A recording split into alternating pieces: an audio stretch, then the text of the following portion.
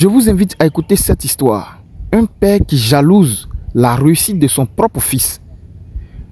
Regardons-la, écoutons-la, quand nous gagnerons en maturité. Merci. Voilà, vous nous parliez à présent de votre mentor que vous souhaitez rencontrer. Parlez-nous un peu de votre relation avec votre mentor. Eh bien, il faut signifier que, avec mon mentor, les relations étaient au départ bonnes. Les relations étaient courtoises. Comment vous l'avez connu d'abord, avant de parler de vos relations? Comme je le disais d'emblée, après mon bac, je suis arrivé à Abidjan et ma situation n'était pas stable. J'ai traversé des moments très difficiles, des moments très compliqués. Je suis issu d'une famille modeste, très modeste d'ailleurs, en zone rurale. Et j'arrive à Abidjan, je ne sais pas où m'installer. Je ne peux pas faire retour aussi à mes parents pour leur expliquer ce que je vis à Abidjan. Donc, je décide comme ça d'intégrer une église, puisque j'ai déjà une foi chrétienne, je décide comme ça d'intégrer une église et de leur faire part de ma situation sociale, qui est très compliquée. Je leur fais part de la situation sociale. L'église, voyant que effectivement, ce n'était pas de ma faute ce qui m'arrivait, bon, ils ont pris à cœur. C'est ainsi que mon père spirituel a eu l'aimabilité de me recevoir dans sa demeure. Il a eu l'aimabilité de me recevoir chez lui. J'ai vécu chez lui. J'ai mangé chez lui. Il était à mes petits besoins. Il me conseillait un peu par rapport à la vie à Abidjan et la vie spirituelle. C'est dans cette optique-là qu'on s'est connus, à l'église. C'est comme ça, lui et moi, on a fait connaissance. D'accord, donc vous l'avez rencontré par rapport à votre situation sociale qui était très difficile. Il a accepté de vous apporter soutien. Il ne vous connaissait pas avant, c'est ça? Non, pas du tout. Et les choses se sont bien déroulées. Effectivement. Vous avez passé combien de temps chez lui? Et depuis combien de temps ça dure que je veux dire, votre relation, vous avez passé combien de temps avec lui? J'ai passé 5 ans avec lui. 5 années, bien comptées. Juste après le bac? Juste après le bac. Question d'avoir le BTS, c'est chez lui que j'ai eu mon master et autres. J'ai fait tous mes diplômes. Étant donné que je suis issu d'une famille modeste, il fallait mettre les moyens à disposition au plan personnel pour avoir ces diplômes. Et c'est ce que j'ai fait. J'étais chez lui, il faut reconnaître. Il n'a pas appelé mes parents pour leur demander des comptes. Il s'est souvenu de moi, il m'a assisté. Et sa famille m'a accueilli. Il était très hospitalier avec moi. Très, très courtois avec moi, très, très gentil. Il était un père pour moi. Sinon qu'il est encore mon père même, si je peux le dire. Alors pourquoi vous souhaitez le rencontrer aujourd'hui s'il a été tellement gentil avec vous?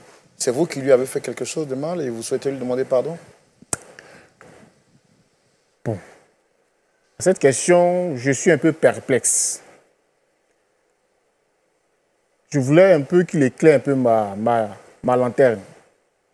Parce que quand je suis allé chez lui, tout était, comme on le dit, rose. Tout allait bien. Je lui rendais service, j'étais à ses petits soins. Puisqu'on était en même temps aussi dans la même communauté. J'étais souvent, si on peut le dire, à ses ordres. Je l'ai toujours estimé, puisqu'il a porté son affection pour moi. Et chemin faisant, à un moment donné, je cherchais du travail. Après l'obtention du BTS, je cherchais du travail, de ça et là. C'est ce que Dieu aussi se souvient de moi et qu'il m'ouvre les portes dans une structure financière, comme je vous l'ai aussi mentionné, en tant que conseiller client. J'ai eu la chance d'avoir du travail en tant que conseiller client. Et c'est en ce moment-là, précisément, que les rapports entre moi et mon mentor se sont détériorés. Tout a volé en éclats. Il y a eu une situation un peu, une ambiance un peu lourde, situation d'ostracisme, de rejet. Bon, je n'ai pas compris. Je me suis dit que c'est un homme. Bon, Tous les hommes ont des humeurs, tous les hommes ont des comportements. Mais qu'est-ce qui peut le motiver à agir de la sorte? Je ne savais pas. Bon. Mais je ne faisais pas de prise de bec avec lui. C'est-à-dire que je ne faisais pas de chaufferie avec lui. Étant donné que je ne suis pas chez moi, donc je n'ai pas le droit de lever le ton sur lui, de lui dire des choses. Tout ce qu'il me disait, j'acceptais. J'ai fait profil bas, mais la relation allait de mal en pire. La relation allait de mal en pire. Et même au niveau de la communauté aussi, ça s'est ressenti au niveau de la communauté. Tout était devenu lourd. Je ne sais pas pourquoi. C'est comme ça un jour aussi que j'apprends que mon mentor dit des choses de moi dans la communauté que nous deux on fréquente. Et le pire, étant dans ma structure, j'avais postulé au poste pour entrer dans le service de comptabilité. Et tu vois que là-bas, c'est de l'argent. Donc, il fallait renseigner des papiers. Et quand j'ai renseigné les papiers, ils m'ont demandé quelle personne que la structure peut contacter en cas de besoin. Bon, évidemment, mes parents sont dans les zones rurales, très modestes. Qui choisit? J'ai choisi automatiquement celui-là qui m'a fait confiance, sans me connaître. Il m'a pris celui qui m'a tout donné. C'est celui-là que j'ai choisi comme la personne qui devait, voilà, à contacter en cas de besoin. C'est celui-là que j'ai choisi. Et ce concours interne n'a pas réussi. Ça n'a pas marché. Pourtant, toutes les étapes du concours, je les avais franchies avec brio. Et j'étais même celui-là même qui était au peloton de tête même. Peloton de tête au niveau du concours. Mais, tout à coup, brusquement, on me dit, moi, je ne suis pas retenu. C'est quelqu'un d'autre qui n'est même pas de la structure qui est retenu. Pourquoi? Moi, je n'arrivais pas à comprendre. C'est après que quelqu'un m'informe que, en fait, c'est mon mentor qui a eu à dire des faussetés de moi, qui a eu à rendre un faux témoignage de moi. C'est lui qui a dit des faussetés de moi, qui a même dit que j'ai détenu l'argent à l'église et que j'étais un voleur, que je volais dans sa maison.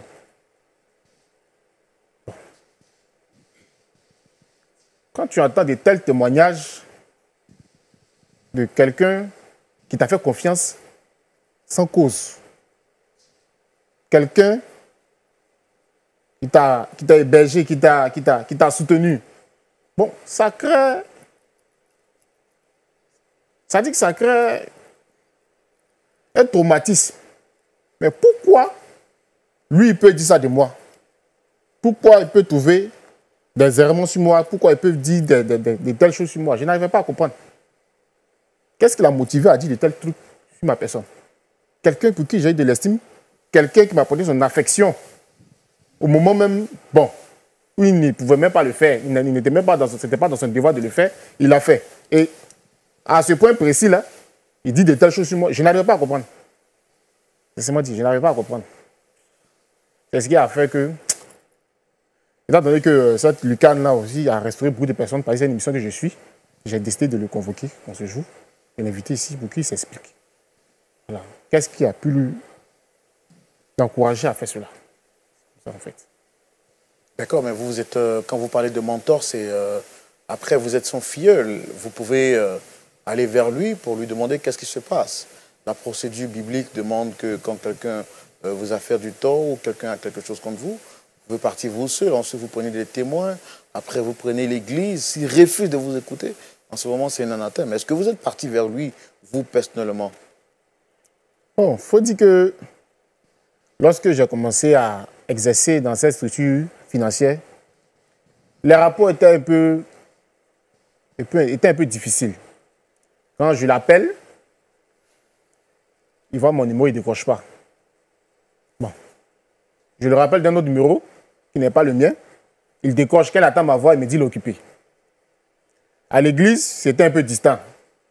Puisque au niveau de l'église même, c'était un peu compliqué. Les personnes qui me faisaient confiance au préalable On commençait à élever des doutes sur ma personne, on commençait à m'écarter, on me traitait d'arrogant, on me traitait d'orgueilleux, quelqu'un que quoi qu'il arrive, on t'a vu ici, tu es venu devant nous, on t'a accueilli. Aujourd'hui, tu as une situation, tu deviens impoli.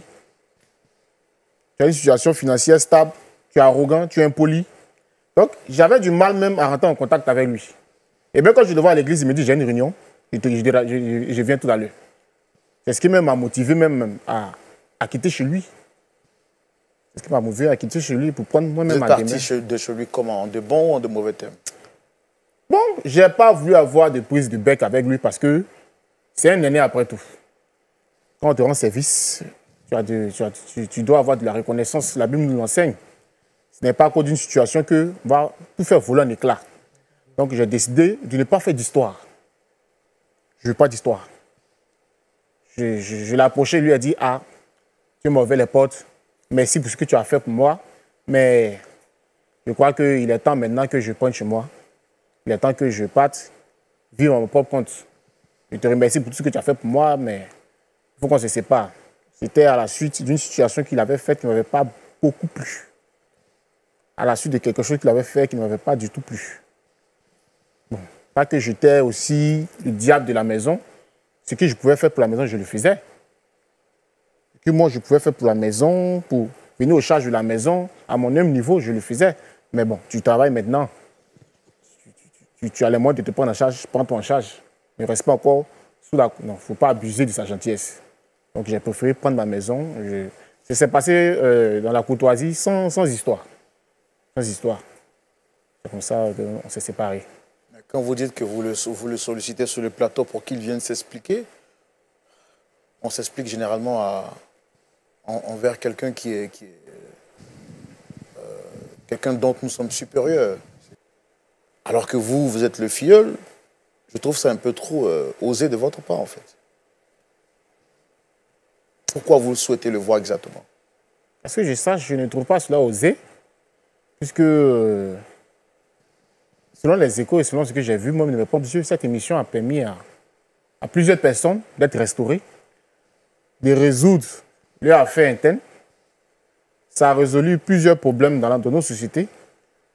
Je le sollicite, effectivement, parce que s'il y avait quelque chose, nous sommes des humains, s'il y avait quelque chose que j'ai pu poser, qui a pu aller dans le sens de le vexer devant la nation, devant ma famille, devant sa famille, devant la communauté chrétienne dans laquelle que nous fréquentons ensemble, je vais m'excuser. Devant tout le monde, je vais présenter mes excuses. Donc, si je comprends bien, vous souhaitez lui parler, pour qu'il vous dise. Donc, c'est un moyen pour vous de vouloir lui demander pardon si vous avez fait quelque chose de mal que vous nous ignorez. Effectivement. Je suis un humain, je peux faire des choses. Je peux faire des erreurs.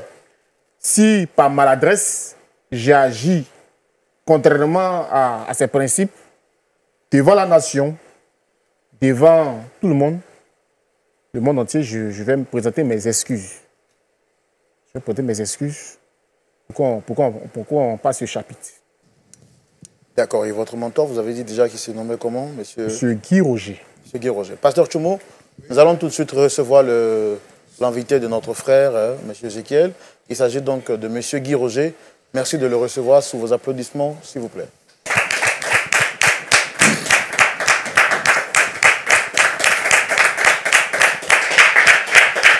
Shalom. Shalom à vous. Allez-y. Papa Ézéchiel, quand j'ai intégré la structure financière dans laquelle je travaille jusqu'aujourd'hui en tant que conseiller client, j'ai postulé au poste de comptable. Et pour avoir ce poste-là, il était question de faire une enquête de moralité pour voir est-ce que ce poste-là devait revenir à quelqu'un de bonne moralité. C'est en ce moment-là que, dans ma fiche de renseignement, il m'a été demandé de mentionner la personne à joindre en cas de besoin. Tu le sais comme moi, mes parents sont en zone rurale. ma famille est modeste. Ils ne pourront pas joindre ses parents en zone rurale. Donc, la première personne qui m'est venue à l'esprit, c'était toi. Je leur ai fait part que, en fait, s'ils devaient contacter quelqu'un, ça serait toi. Je leur ai remis ton numéro. Mais par la suite, alors que j'avais réussi à toutes les étapes, au niveau de l'enquête de moralité, que moi, je croyais que c'était un acquis, c'est à ce moment-là que j'échoue. C'était un peu une surprise au niveau de la structure. C'était un peu étonnant. Et puisque même la personne qui a été recrutée ne vient même pas de la structure, c'était une nouvelle personne. Mais on ne peut pas prendre une nouvelle personne pour occuper ces tâches. C'est-à-dire qu'il y a d'autres personnes qui sont là. Donc on ne comprenait pas pourquoi aller chercher quelqu'un ailleurs. Et pourtant, il y a quelqu'un qui est là, mais qui a un bon témoignage, qui est serviable. Et on me fait savoir que c'est au niveau de l'enquête de moralité que j'ai échoué. Parce que tu as dit certaines choses me concernant qui n'étaient pas acceptables pour les enquêteurs.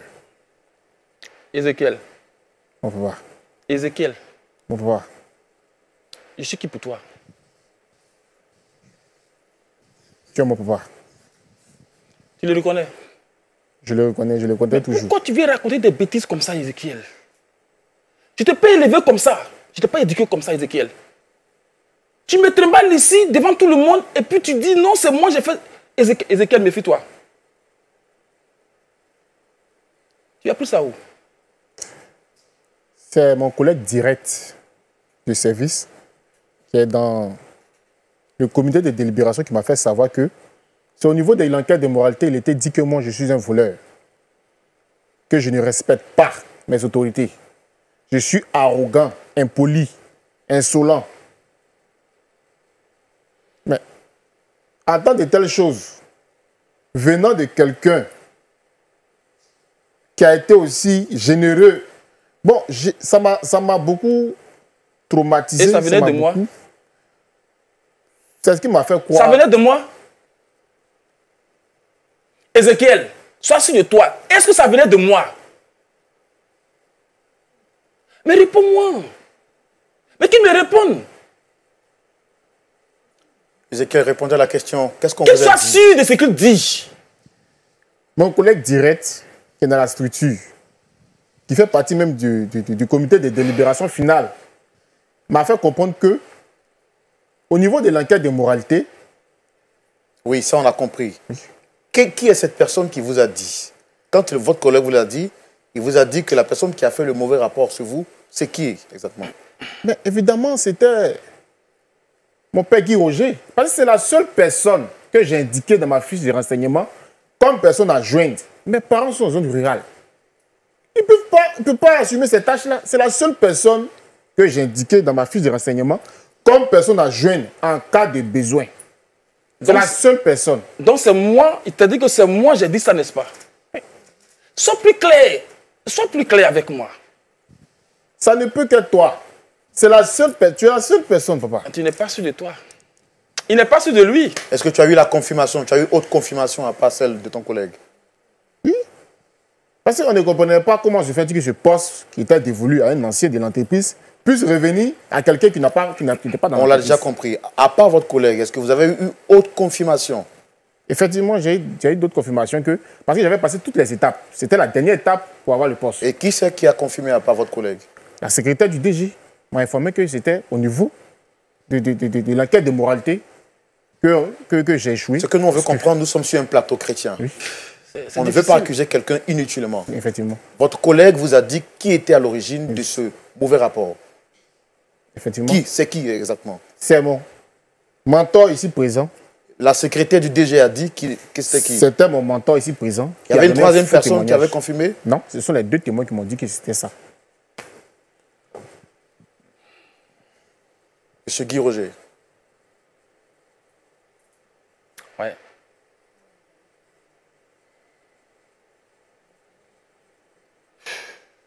Est-ce que ce qui est dit de vous est vrai? Est-ce que vous reconnaissez avoir dans l'enquête de moralité, est-ce que vous avez été contacté par les collègues ou les responsables de votre filleul?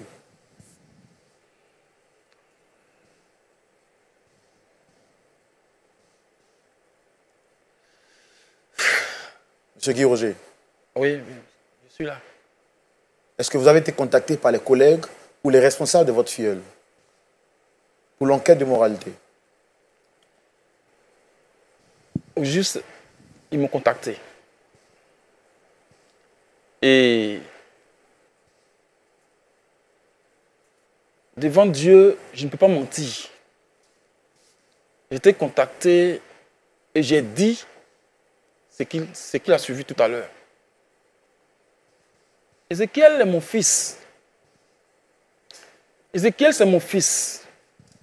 Je l'ai aimé et je l'aime toujours. Et je me rends compte que c'est en ce moment que je me rends compte de ce que j'ai fait de grave. Je n'ai pas vu ça venir. Effectivement, Ézéchiel, c'est moi qui avais agi comme ça. C'est moi qui avais agi ainsi. Donc vous reconnaissez avoir dit des faussetés sur lui? Ouais. Je ne peux pas mentir devant des caméras, devant le monde entier, devant le Seigneur. Mais donc toutes ces questions que vous étiez en train de poser, c'était donc pour l'intimider? Bah, il fallait qu'il soit sûr de ce qu'il dit. Parce que, franchement, je me sentais gêné. Sérieusement, je me sentais gêné. Et je ne pouvais pas... Je ne savais pas quoi dire. Donc, je voulais savoir si c'était réellement... c'était une information authentique qu'il avait. C'est pourquoi j'étais en train de lui poser des questions. Je pensais qu'il était en train de douter un peu. Il était en train de voilà, se balader. Mais là, si ça vient de la secrétaire, c'est que l'information est vérifiée. Et je ne sais pas quoi dire parce que je suis en train de détruire la vie de mon fils.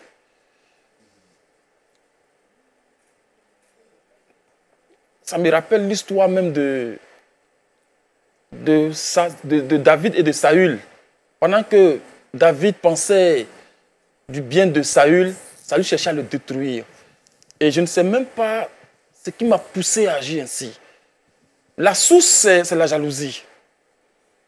Je voulais qu'il grandisse, je voulais qu'il réussisse. J'ai tout mis en œuvre pour que le fils d'Ézéchiel devienne quelqu'un. Mais je ne sais pas pourquoi, dès qu'il a commencé à travailler, tout de suite, je suis devenu bizarre. Je ne sais même pas si ce sont les forces ténébreuses qui m'animaient, mais j'ai commencé à les cribler. Je l'ai traité même de Judas. Je l'ai accusé de tous les noms. Mon propre fils. Même dans l'église, dans la communauté, aujourd'hui, personne ne le fait confiance parce que j'ai traité Ézéchiel de menteur, de voleur. J'ai dit même qu'Ézéchiel détournait l'argent dans son entreprise. Je suis allé plus loin. J'ai voulu même pousser une sœur vers Ézéchiel pour qu'elle puisse faire tomber Ézéchiel dans le péché afin de le cribler. Je ne sais pas ce qui m'est arrivé. Ézéchiel. Au revoir. Je ne sais pas si Dieu va me pardonner pour d'avoir eu ce comportement. Je ne sais même pas si je vais avoir ton pardon, toi. Tu ne m'as rien fait de bon. C'est un enfant exemplaire. Il est bon dans tous les domaines. Malgré que je cherchais à le détruire, il m'assistait financièrement. Il m'assistait. Il essayait de prendre contact avec moi. Il m'appelait, je refusais de prendre les appels. Il cherchait, chaque dimanche, il cherchait à me croiser pour parler avec moi. Mais je l'évitais. Je le poussais à bout. Vous êtes serviteur de Dieu? Oui. Et je ne sais pas si Dieu va me pardonner parce que ce que je viens de faire, ce que j'ai fait à mon propre fils, est impardonnable. Je ne suis même pas digne d'être appelé serviteur de Dieu parce que là, je regrette profondément. Je ne sais pas. Que Dieu m'aide. Pourquoi jalouser ce que vous avez vous-même fait grandir? C'est inimaginable. C'est inimaginable parce que je pense que j'ai été animé par de mauvaises pensées. Ce sont des mauvaises pensées, des pensées diaboliques qui m'ont poussé à détruire la vie de mon jeune Ézéchiel. Et je n'ai même plus de mots actuellement Je suis vraiment sonné à moi-même. Je suis profondément touché. D'accord, je comprends. Je comprends ce que vous dites. Je comprends ce que vous dites. Pasteur Tchoumou, les surprises, on ne finira pas d'en voir ici sur ce plateau. Nous avons été vraiment servis encore aujourd'hui. Moi qui pensais que Ézéchiel était coupable et qu'il était condamnable parce que je voyais dans son propos, effectivement, les propos peut-être d'un fils arrogant. Et justement, quand son père est arrivé, j'ai vu en lui un père qui a tout donné. Je m'apprêtais même donc à joindre ma voix à Ézéchiel pour lui demander pardon. Et voici ce qu'on vient de découvrir. Pasteur Tchoumou, le monde est vraiment inquiétant. Votre point de vue, c'est tout de suite dans la rubrique à la loupe de la parole. Mon frère Roland. Oui, pasteur. Dans la vie, Dieu met des gens sur notre chemin. Et c'est une bonne chose. Un enfant qui est venu du village parce qu'il a eu son bac. Vraiment, il a été bon en le recueillant. Et à l'ENDA, c'est une bonne chose. Moi, je l'ai écouté. Je l'ai nourri. Il a pris mon argent. Je l'ai habillé. Je lui ai donné une éducation. Je suis son père.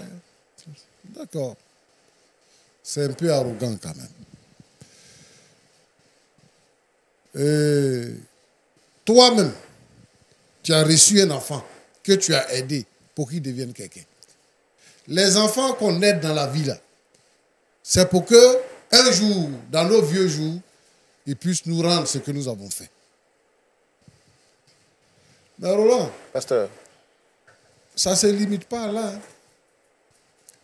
Aujourd'hui, même dans les familles, il y a des frères, il y a des sœurs qui sont jaloux du succès de leurs propres frères, même père, même mère. Il y a des gens qui sont jaloux de leur femme. Il a épousé, hein, c'est sa femme, ils sont à la maison. Mais la femme a du succès et il est jaloux. Il y a des gens qui sont jaloux comme ça. Il n'y a pas de lien. Vous vous êtes connu par abus. Vous avez dit c'est mon ami. Et il est jaloux. Pendant que vous travaillez pour mettre l'autre à l'aise, lui, il nourrit des pensées diaboliques pour te mettre à terre.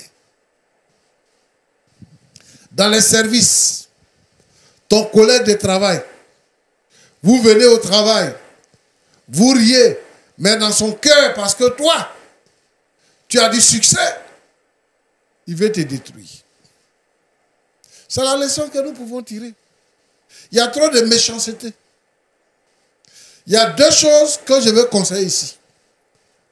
La première chose, c'est la prudence.